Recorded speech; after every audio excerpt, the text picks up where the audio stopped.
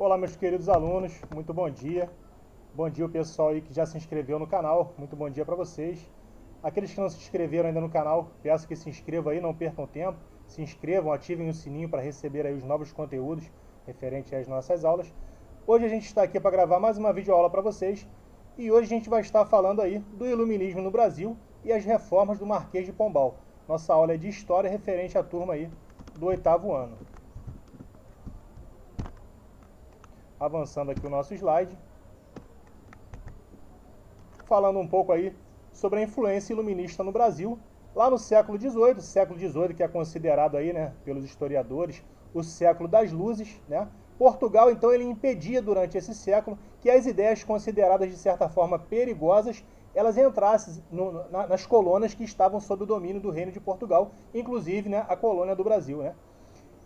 E isso dificultaria, né, se essas ideias perigosas entrassem, ideias iluministas no caso, nas suas colônias, dificultaria o controle português sobre as suas colônias, sobre a política das suas colônias, visto que as ideias iluministas, né, como a gente pode ver lá desde os precursores do iluminismo, né, lá com John Locke, que é o pai do iluminismo, um dos precursores, depois com outros filósofos aí, Montesquieu e Voltaire, a gente vai ver que o iluminismo ele se contrapõe às ideias da monarquia absoluta, né, da ideia de poder absoluto e autoritário, e também se contrapõe aos dogmas católicos e a toda a série de controle que a Igreja Católica tinha sobre a sociedade, em parceria aí, né, em complô com a monarquia absoluta. Então o iluminismo ele vai surgir justamente nesse cenário de se contrapor a essas ideias políticas autoritárias, né, e aos dogmas religiosos. Então isso tudo era muito perigoso para Portugal porque levaria aí a sua colônia para um processo de emancipação.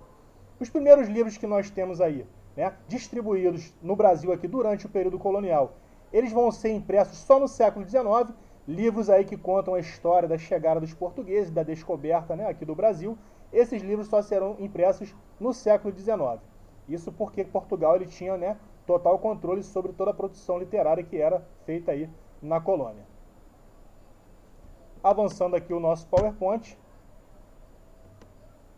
avançando a nossa aula, então a gente pode perceber que por parte aí, né, por parte da metrópole, que era Portugal, por parte do reino português, havia toda uma preocupação e um controle para que as ideias iluministas não chegassem na colônia, né, não chegassem aqui no Brasil, no finalzinho aí, né, do século XVIII.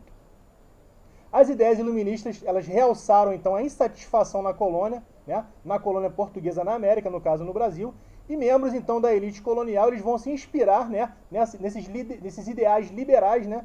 O iluminismo pegava toda essa também, começa lá com John Locke, a questão do contrato social, um precursor lá ainda do iluminismo.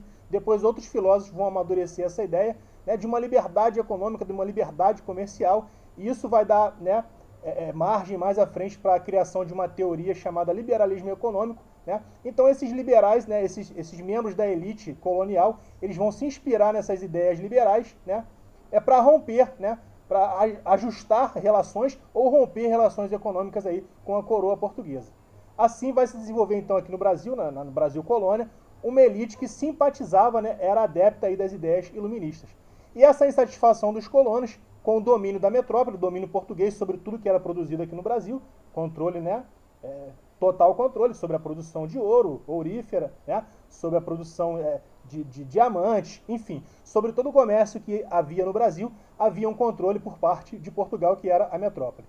Vai se desenvolver então aqui na colônia uma elite que simpatizava aí com as ideias iluministas, e essa insatisfação dos colonos com esse domínio da metrópole de Portugal sobre os seus produtos vai se dever aí às limitações comerciais, porque havia um pacto colonial, né? Quem lembra lá das primeiras aulas de história, né, vai lembrar, né, que foi feito aí um pacto colonial no período do Brasil colônia. Esse pacto rezava que a colônia só poderia comercializar com a sua metrópole, que no caso era Portugal. Então o Brasil era proibido, a colônia aqui no Brasil o Brasil colônia era proibido de comercializar os seus produtos com outras nações, embora houvesse aí o comércio clandestino, exportação clandestina de produtos na colônia, mas isso era proibido. Então essa insatisfação, né, vai ser muito por conta aí das restrições do pacto colonial e vai se basear aí nas ideias liberais do iluminismo. Avançando aqui o nosso slide. A gente vai passar agora por uma frase aí de crise no ciclo do ouro, né? a partir aí do século XVIII, a extração de ouro vai entrar em crise. Portugal ele vai se endividar com a Inglaterra através do Tratado de Methuen, ou a gente chama também de Tratado de Panos e Vinhos.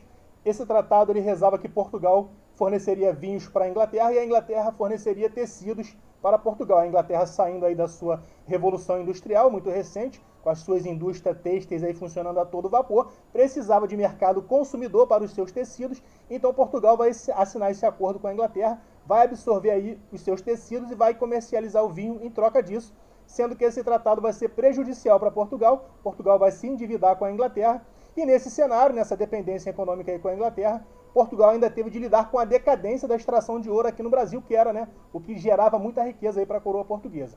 Para enfrentar então essas dificuldades, o Marquês de Pombal, que era primeiro-ministro lá, o ministro de Dom José, que era o rei de Portugal, ele vai implantar uma série de medidas aqui na colônia, amparadas então nas ideias iluministas.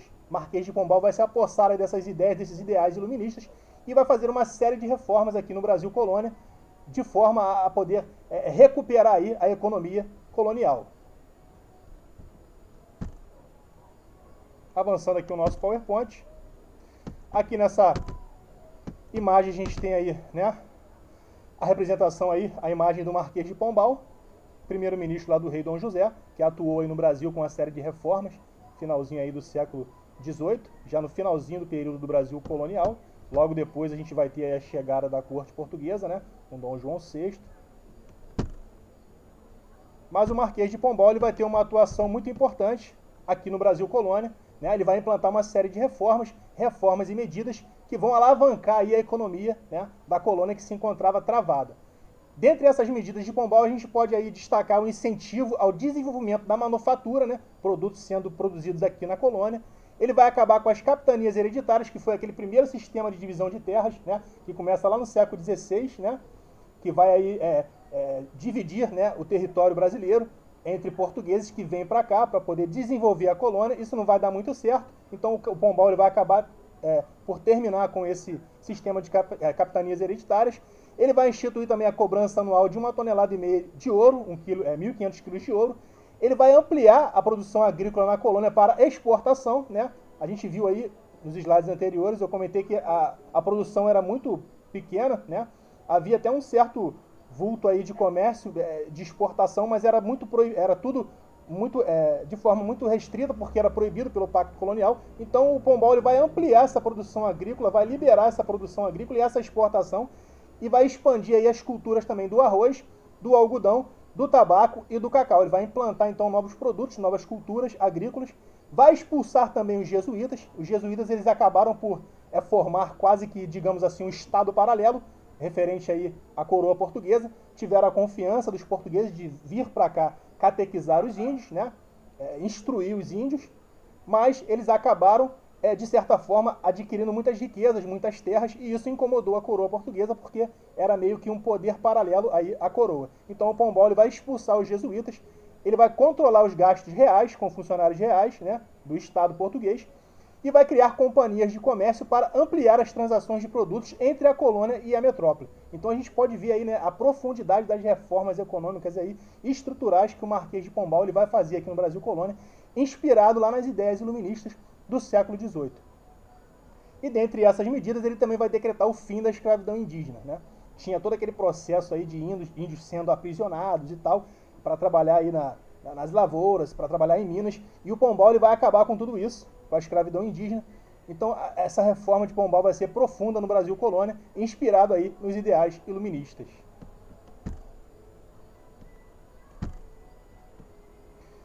As medidas de Pombal elas vão beneficiar a coroa portuguesa, bem como vão dar maior liberdade comercial também para os colonos, satisfazendo temporariamente então ambas as partes, tanto a coroa portuguesa quanto os colonos.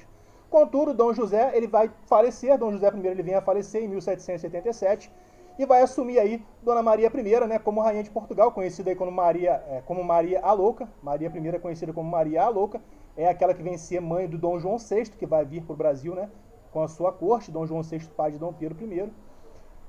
E ele, o Dom José I falecendo vai assumir a Maria I, a Maria a Louca, né, e ela vai demitir, vai mandar embora o Marquês de Pombal, né, e vai promover uma política aí de retrocesso, de reaproximação com a coroa portuguesa, com a nobreza e também com a Igreja Católica. Vai se reaproximar com a Igreja Católica. Então ela vai esboçar aí, né, uma política mais absolutista, desfazendo aí muitas das reformas que o Pombal fez, né? E vai ampliar aí o controle e a fiscalização de produtos sobre a colônia. Somadas aí essas ideias iluministas que já circulavam aqui na colônia, né, a atuação da rainha portuguesa, desfazendo aí as reformas, derrubando o Marquês de Pombal e fazendo esse retrocesso econômico e político na colônia, isso vai gerar aí uma série de contestações e manifestações. Como exemplo aí dessas contestações e manifestações que vão ocorrer devido a esse endurecimento aí do regime quando Maria a Louca, ela assume e demite o Marquês de Pombal, a gente vai ter aí, né, a Conjuração Mineira e a Conjuração Baiana, fruto aí desse endurecimento de fiscalização, de tributação e dessa derrubada que ela faz do Marquês de Pombal e desse retrocesso que ela faz em relação às reformas que Pombal havia feito, que estavam movimentando aí a economia colonial. Aqui nesse slide a gente tem aí uma representação do Tiradentes, né, sendo conduzido ali à forca, recebendo ali uma oração ali antes de ser enforcado. Tiradentes é o líder da Conjuração Mineira, que vai acontecer por causa desse endurecimento de regime provocado pela Maria Louca, né? Vai acontecer lá no ano de 1789 e vai resultar aí na condenação e morte de Tiradentes.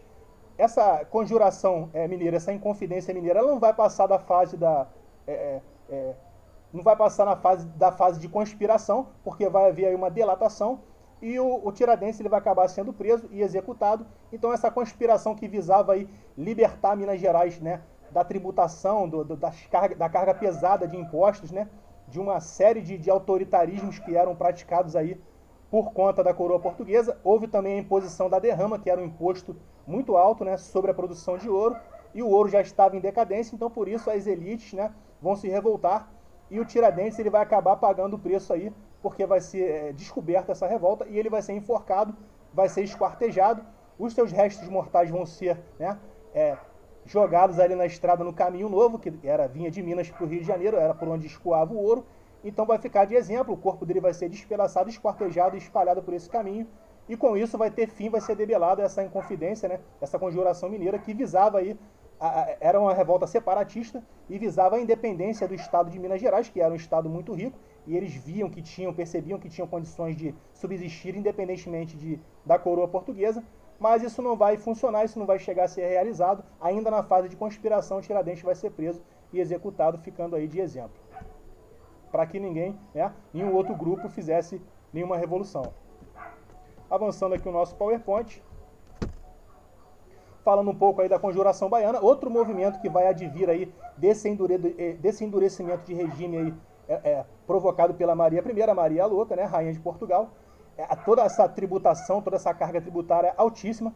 E na Bahia, especificamente, a gente tinha também uma questão econômica muito pertinaz. Havia uma crise, né, uma carestia. As pessoas tinham dificuldade para adquirir produtos básicos de sua alimentação. Pessoas passavam necessidade, passavam fome.